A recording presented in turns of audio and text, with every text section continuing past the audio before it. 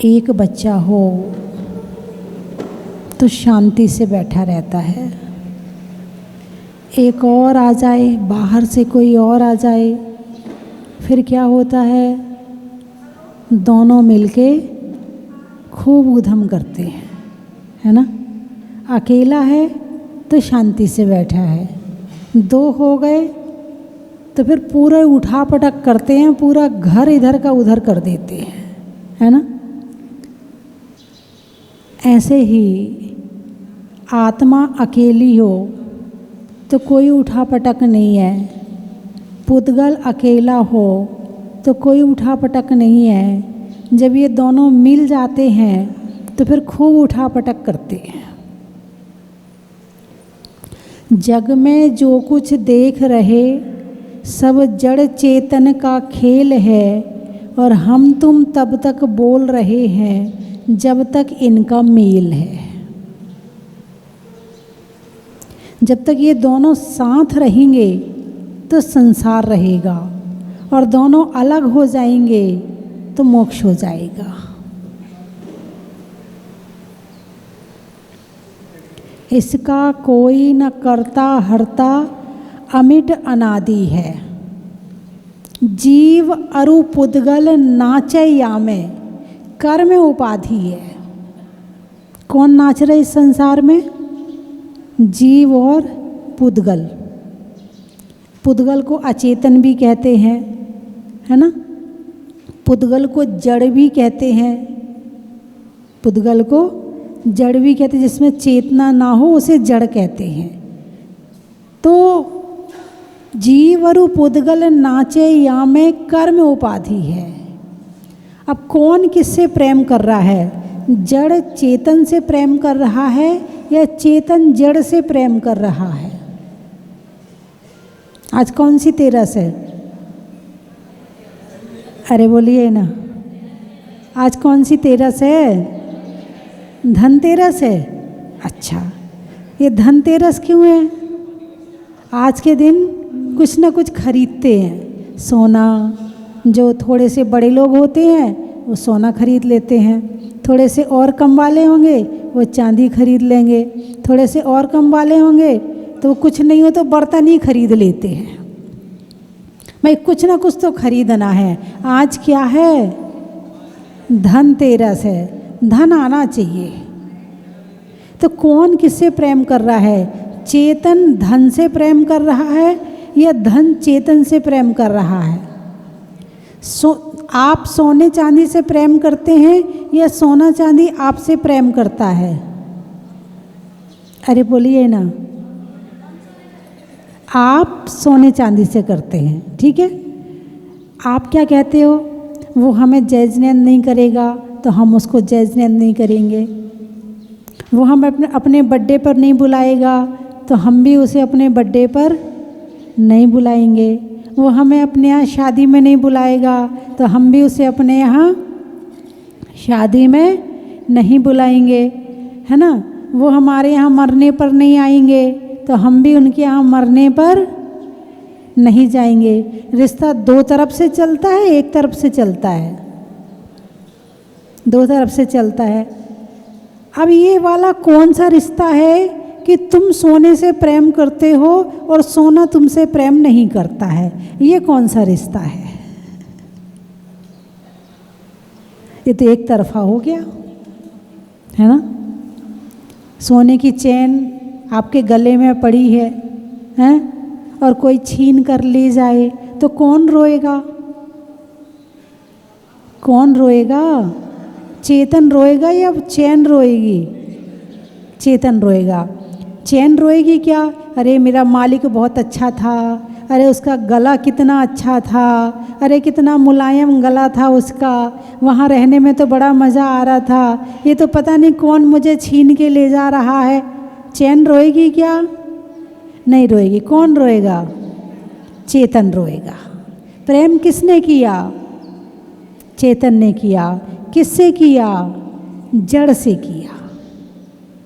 अभी तो आप कह रहे थे कि आप एक तरफा रिश्ता नहीं चलाओगे, अभी तो ये सारा रिश्ता एक तरफा चल रहा है। आप ज़मीन से प्रेम करते हो कि ज़मीन आपसे प्रेम करती है? आप मकान से प्रेम करते हो कि मकान आपसे प्रेम करता है? मकान आपके पीछे पीछे घूमता क्या?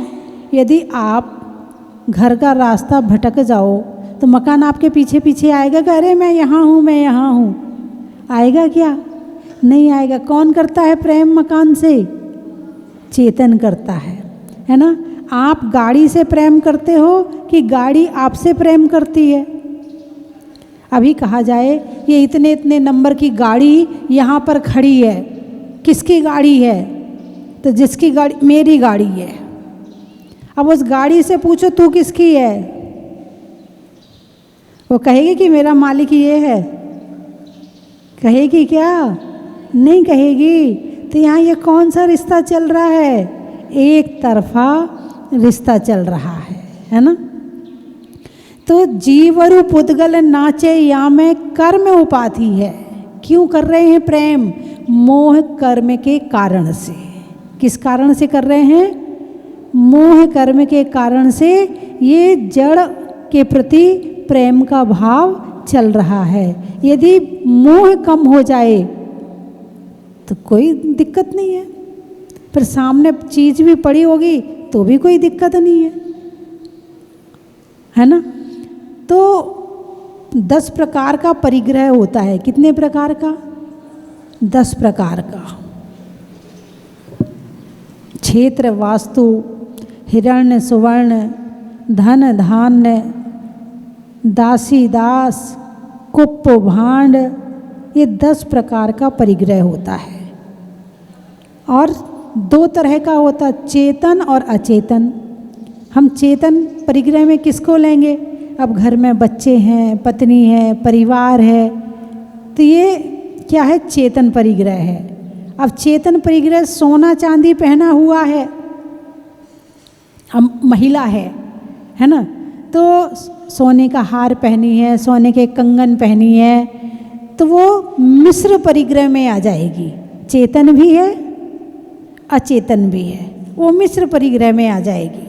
तो चेतन परिग्रह, अचेतन परिग्रह और मिश्र परिग्रह, इस तरह से 24 घंटे किसका ध्यान करते हैं? अपनी आत्मा का ध्यान करते हैं या परिग्रह का ध्यान करते हैं? अरे बोलिए ना। परिग्रह का ध्यान करते हैं। कहते जहाँ चाह होती है वहाँ राह होती है। जिसको चाहो वही मिलेगा। किसको चाहते हो? बोलिए, किसको चाहते हो? बस वही मिल रहा है, वही इकट्ठा हो रहा है, उसमें ध्यान लगा हुआ है। और ये भी कब तक मिलेगा? जब तक पुण्य रूपी पैसा है। आप सोचते हो कि आप कमा रहे हो, गलत है सोच। पुण्य है तो आ रहा है, पुण्य नहीं होता तो नहीं आता। अब तुम्हारे मोबाइल में पैसा है कि नहीं है? बोलिए ना। बैलेंस है कि नहीं है? नोट दिख रहे हैं क्या? नहीं दिख रहे ना। ये मोबाइल कब तक चल रहा है?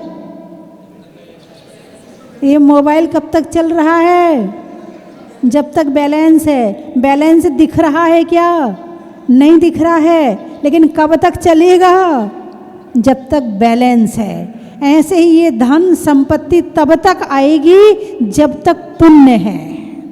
पुण्य दिख नहीं रहा है लेकिन उसके बिना आएगी नहीं। और पुण्य तो हर काम में, जो भी आपकी मन वांछा है उस हर काम में पुण्य चाहिए। अब आपको यदि धन चाहिए तो पुण्य चाहिए, और धन का त्याग करना है तो भी पुण्य चाहिए। नहीं, अभी ये बात समझ में नहीं आई होगी। धन का चोरी होना अलग बात है और धन का त्याग होना अलग बात है। आपका धन के प्रति मोह है और वो चोरी हो गया तो आप रोगे, और आपने धन दान कर दिया तो चोरी तो होगी पाप कर्म के उदय में और दान होगा पुण्य कर्म के उदय में। अपने हाथ से दिया है आपने, आपने प्रसन्न होकर दिया है, आपने खुश होकर के दिया है, आपने अपनी मर्जी से दिया है, आपकी मन में इच्छा है कि मुझे दान करना है। जब ऐसी भावना आपके मन में आई है तो पुण्य के उदय में आई है, और आपने दिया है तो पुण्य के उदय में दिया है। धन दोनों में गया है, चोरी हुआ है तो भी धन गया है, और आपने अपने भावों से दिया है तो भी गया है, लेकिन दोनों के जाने में अंतर है। एक में आपकी भावना है और एक में जबरदस्ती है। यानी धन का जाना भी पुण्य के उदय में और धन का आना भी पुण्य के उदय में। अब मुझे ये बताओ, दीक्षा लेनी है तो त्याग करते हैं ना? किसका त्याग करते हैं? परिग्रह का त्याग करते हैं। दीक्षा लेने में किसका त्याग करते हैं? परिग्रह के, है ना? अब परिग्रह का त्याग किया तो दीक्षा पुण्य के उदय में होती है कि पाप के उदय में होती है? पुण्य के उदय में होती है। अब हमारे तीर्थंकर जब दीक्षा लेते हैं तो सब कुछ त्याग कर देते हैं, है ना? महल, मकान, परिवार, हैं, सोना चांदी, जितना आभूषण पहने होते हैं सब का त्याग कर देते हैं, करते हैं ना? तो पुण्य के उदय में कि पाप के उदय में? छूटता है तो किसके उदय में? पुण्य के उदय में। मिलता है तो किसके उदय में? पुण्य के उदय में। और चोरी होता है तो पाप के उदय में। अब ये गणित समझ में नहीं आई। वो आपने बचपन में एक कहानी पढ़ी होगी, उसी से ठंडा उसी से गरम, याद है आपको?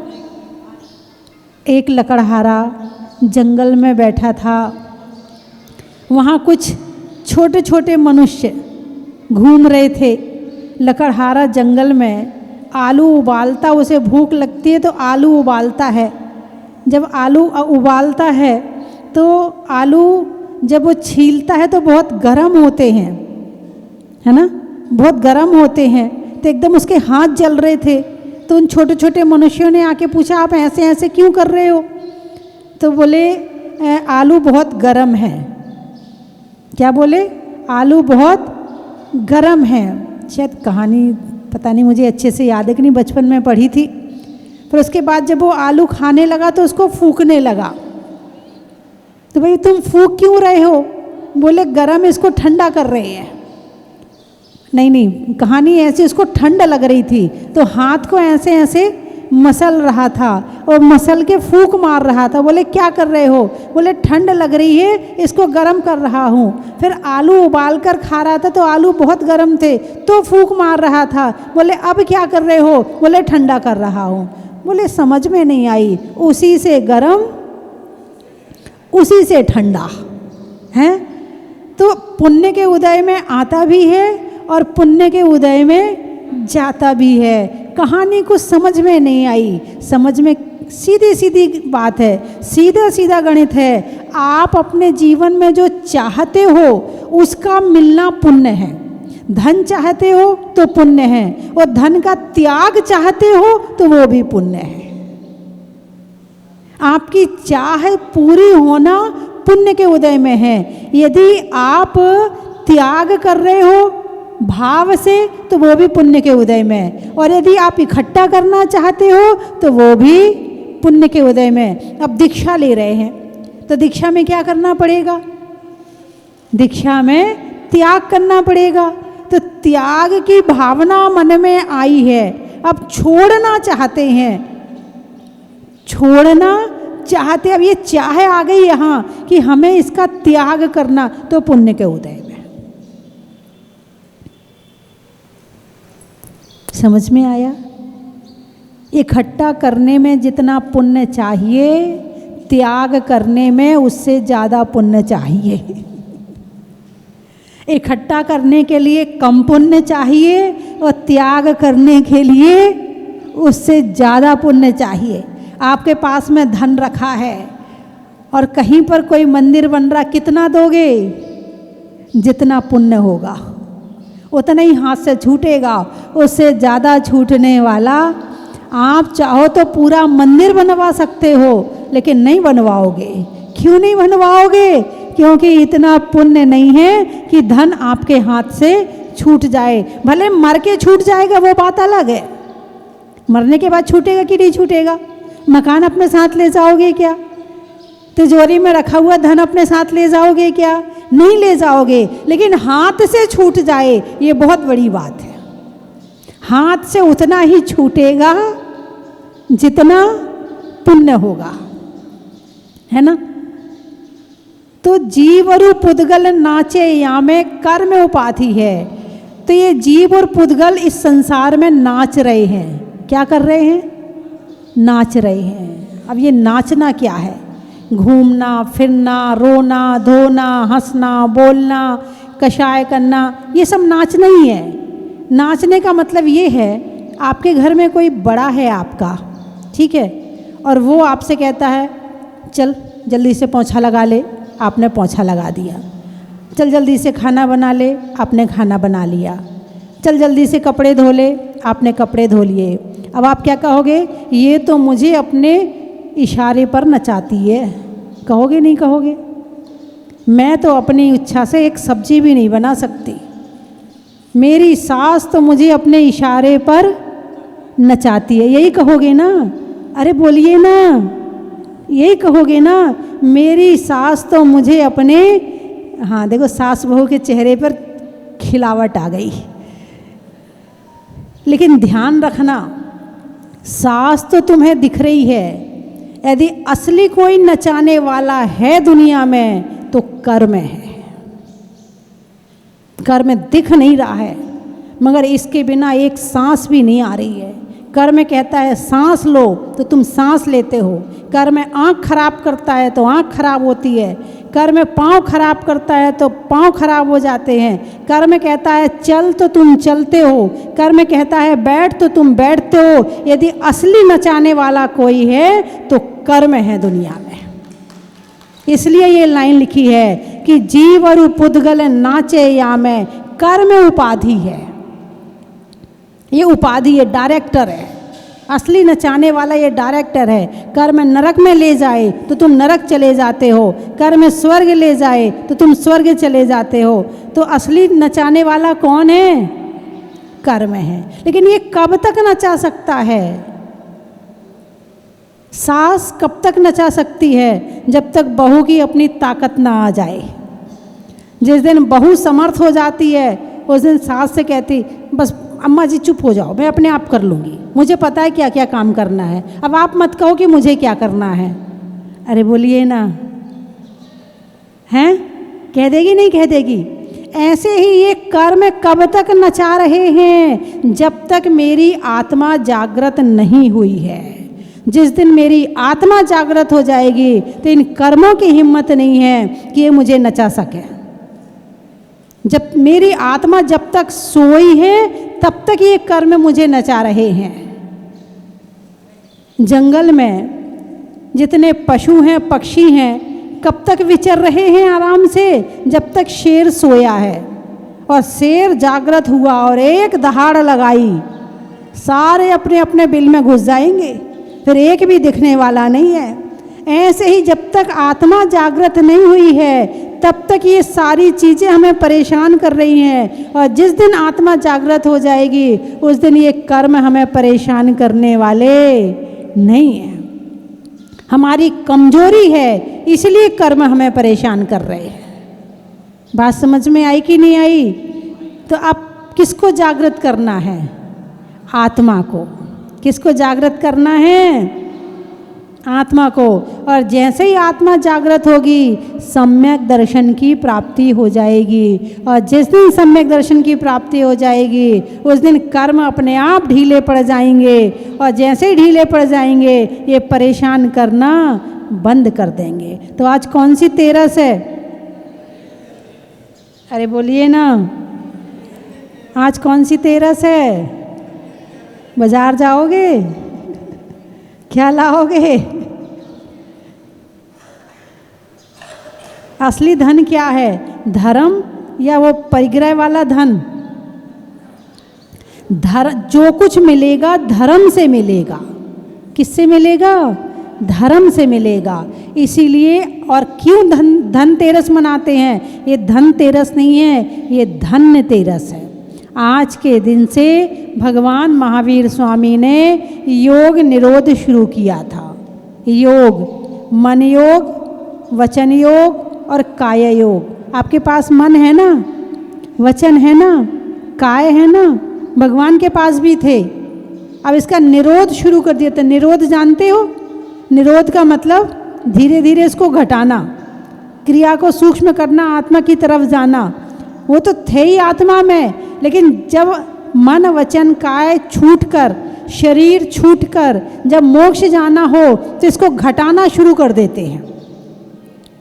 कोई भी चीज़ जब चिपकी हो तो निकालने में टाइम तो लगता है ना भाई। कोई चीज़ चिपक जाए ज़्यादा ज़ोर से और उसको निकालना हो तो खरोंचना तो पड़ता है ना, टाइम तो लगता है ना। बस यही समझ लो कि आज से योग निरोध प्रारंभ किया था और अमावस की प्रातः की बेला में शरीर मन वचन से मुक्त होकर के शुद्ध आत्मा बनकर के मोक्ष में पहुंच गए थे। तो आज के दिन से क्या हुआ था? योग निरोध। योग कौन कौन से? मन योग, वचन योग और काय योग का निरोध शुरू हुआ था। तो अब भगवान कैसे हैं? कर्म से रहित हैं। कैसे हैं भगवान? कर्म से रहित हैं। और हम सब कैसे हैं? कर्मों से सहित हैं। हमें कौन नचा रहा है? बोलिए ना, कर्म नचा रहे हैं। यदि वास्तव में किसी को हराना हो, किसी को छोटा बनाना हो, किसी को छोड़ना हो तो वो है कर्म। और वो ऐसा नहीं कि कर्म चला जा तो वो चला जाएगा, नहीं, ऐसे कहने से नहीं जाएगा। तुम धर्म में लगो, कर्म अपने आप चला जाएगा। उसको डंडा लेके भगाने की ज़रूरत नहीं है। दीपक जलाओगे तो अंधेरा अपने आप भाग जाएगा। ऐसे नहीं कि दीपक तो जला लिया है, अब अंधेरे को डंडा लेके भगा रहे, जल भाग, ऐसे थोड़ी करते हैं। दीपक जलेगा तो अंधेरा अपने आप भाग जाएगा। ऐसे ही ज्ञान का, चारित्र का, दर्शन का दीपक जलेगा तो अंधेरा अपने आप भाग जाएगा।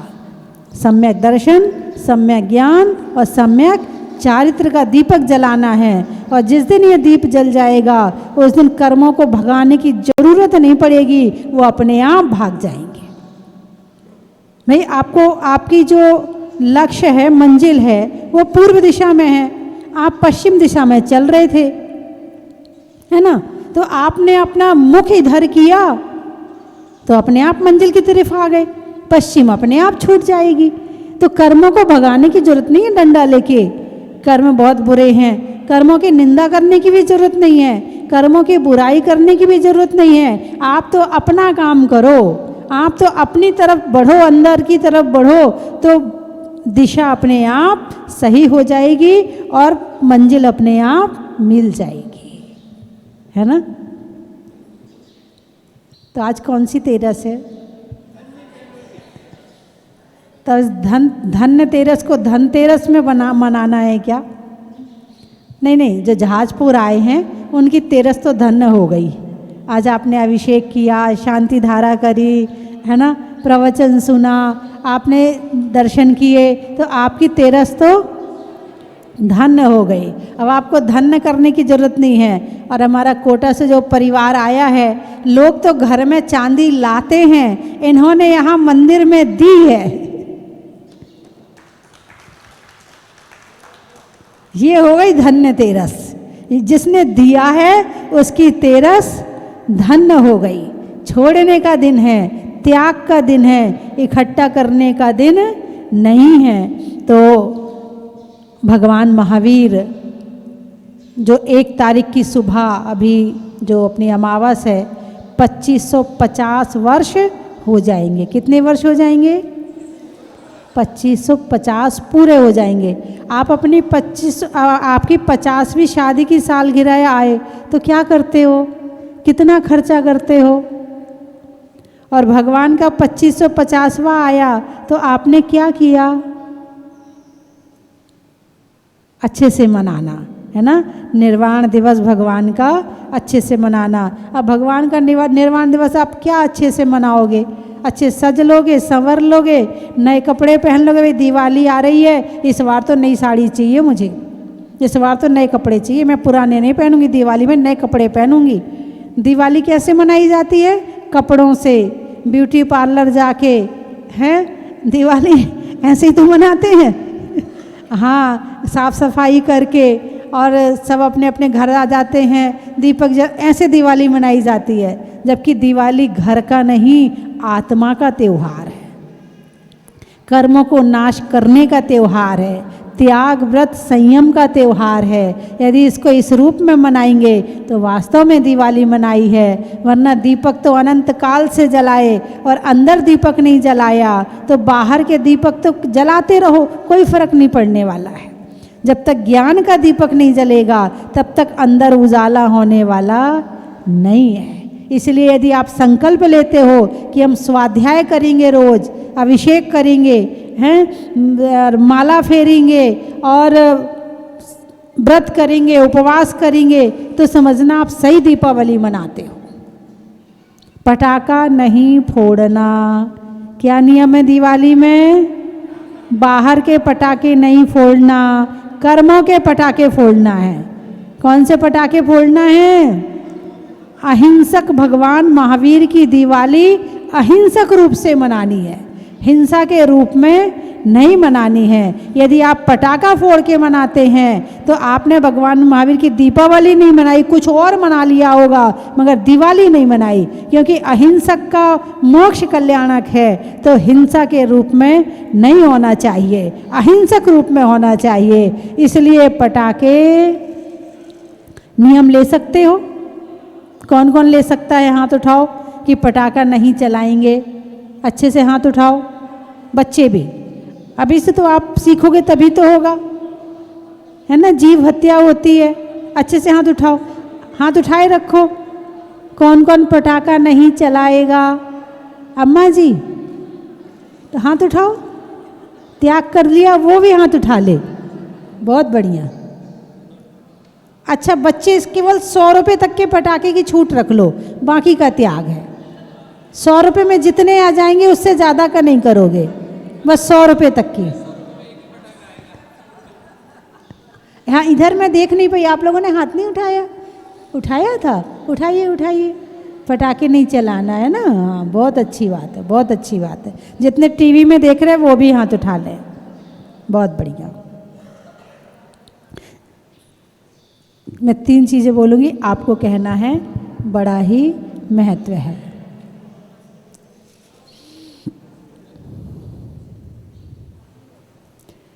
रहने के लिए जमाने का, गाने में तराने का, और पटाखा नहीं चलाने का। फूल में कली का, तपस्या में बाहुबली का, और पर्वों में दिवाली का। मोती में सीप का, गाड़ियों में जीप का, और दिवाली में दीप का। लुहार में ठक ठक का, नहीं करने में बकबक का, और अपने अंदर जलाने में ज्ञान के दीपक का। हिंदी में मात्रा का, स्कूल में छात्रा का, आज आपकी जहाजपुर की यात्रा का। बड़ा ही महत्व है। मनुष्यों की ज़रूरत का, प्रभु की मूरत का, और आने वालों में सूरत का। बड़ा ही महत्व है। और कहाँ से आए? कोटा से। फूल में कांटा का, रसोई में आटा का, और आने वालों में कोटा का। बड़ा ही महत्व है। कोतमा, रात्रि में क्षमा का, पैसों में जमा का, और आने वालों में कोतमा का।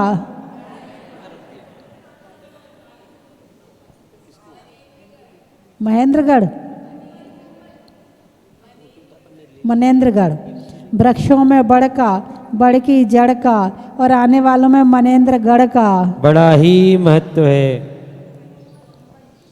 मुंबई, महीनों में मई का, रजाई में रुई का और आने वालों में मुंबई का। बड़ा ही महत्व है। फूल में कली का, तपस्या में बाहुबली का, आने वालों में देवली का। बड़ा ही महत्व है। ना काकरोली, अच्छा। टीका लगाने में रोली का, पर्वों में होली का, शिखरजी में डोली का, कोयल की बोली का और आने वालों में काकरोली का। मोरा झड़ी, भोजन में बड़ी का, बूढ़ों में छड़ी का और आने वालों में मोरा झड़ी का। बड़ा ही महत्व है। आम की बौर का, नेता के दौर का और आने वालों में इंदौर का। बड़ा ही महत्व है। शैली में नागर का, पानी में गागर का और आने वालों में सागर का। बड़ा ही महत्व है। चित्तौड़गढ़, नहीं करने में बड़बड़ का, वृक्ष की जड़ का और आने वालों में चित्तौड़गढ़ का। बड़ा ही महत्व है। सोने में निशा का, मिलने में अच्छी दिशा का और आने वालों में विदिशा का। बड़ा ही महत्व है। बोलिए 24 भगवान की।